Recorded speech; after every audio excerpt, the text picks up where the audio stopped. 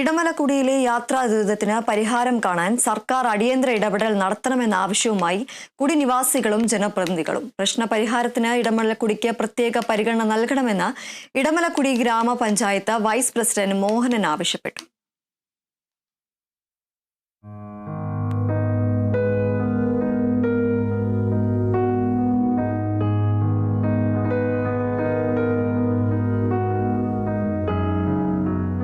സംസ്ഥാനത്തെ ഏക ഗോത്രവർഗ പഞ്ചായത്തായ ഇടമലക്കുടിയെ വികസനത്തിലേക്ക് നയിക്കുന്നുവെന്ന് സംസ്ഥാന കേന്ദ്ര സർക്കാരുകൾ വ്യക്തമാക്കുമ്പോഴും അടിസ്ഥാന വികസനത്തിന്റെ പ്രധാന ഘടകമായ റോഡ് വികസനം ഇന്നും ഇടമലക്കുടിക്ക് അന്യമാണ്. രോഗികളെയും ഗർഭിണികളെയും അടക്കം തുണിയിൽ കെട്ടിച്ചുമക്കുന്ന നേർക്കാഴ്ചകൾ നിരവധി തവണ പുറത്തു വന്നിട്ടുണ്ട്. റോഡില്ലാത്തതിനാൽ ആശുപത്രിയിലേക്കുള്ള യാത്രാമധ്യേ കാട്ടുപാതയിൽ യുവതി പ്രസവിക്കുകയും രോഗിയായ കുട്ടി മരിക്കുകയും അടക്കം നിരവധി സംഭവങ്ങളും ഉണ്ടായി.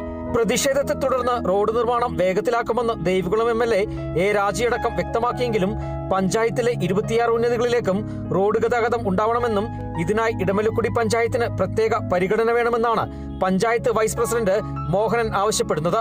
ഇടമലക്കുടിയെ സംബന്ധിച്ചിടത്തോളം ഏറ്റവും കൂടുതൽ അത്യാവശ്യമായിട്ട് അനുവദിച്ചു വരേണ്ടത് റോഡാണ്. എല്ലാ കുടികളിലേക്കും 26 കുടികളുണ്ട്. 26 കുടികളിലേക്കും റോഡ് പോകേണ്ടത് വളരെയധികം അത്യാവശ്യമാണ്. അതുപോലെ തന്നെ ഒരു ഇടമലക്കുടി പഞ്ചായത്തിൻ്റെ അതിരാണ് മാങ്കുളം പഞ്ചായത്ത്. ആ ഭാഗത്തേക്കും റോഡ് തുറന്നു കിട്ടേണ്ടത് അവിടുത്തെ ജനങ്ങളുടെ അത്യാവശ്യ ഘടകമാണ്. ആ വഴിയിലേക്കൂടെ ആ സൈഡ് കാറുകൾ ആ വഴിയിലൂടെ കുറേ രോഗികളെ ചുമന്നും പോകുന്നുണ്ട്. ചുമന്നു പോകുന്നതിനിടെ നേരത്തെ തന്നെ ആശുപത്രിയിൽ എത്താൻ കഴിയാതെ വഴിക്ക് വെച്ച് ഒരു മരണം പോലെ സംഭവിച്ചിട്ടുണ്ട്. അതോടെ പ്രസവം വഴിക്ക് വെച്ച് നടന്നിട്ടുണ്ട്. റോഡില്ലാത്തതിനാൽ തങ്ങൾ വലിയ ദുരിതമാണ് അനുഭവിക്കുന്നതെന്ന് ഉന്നതിയിലെ ആദിവാസി കുടുംബങ്ങളും പറയുന്നു. റോഡ് പണി റെഡിയാകുന്നതാണ് നല്ലത്.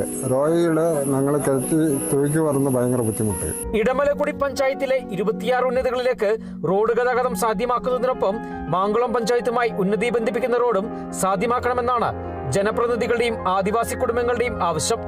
Kerala vision news, Idukki.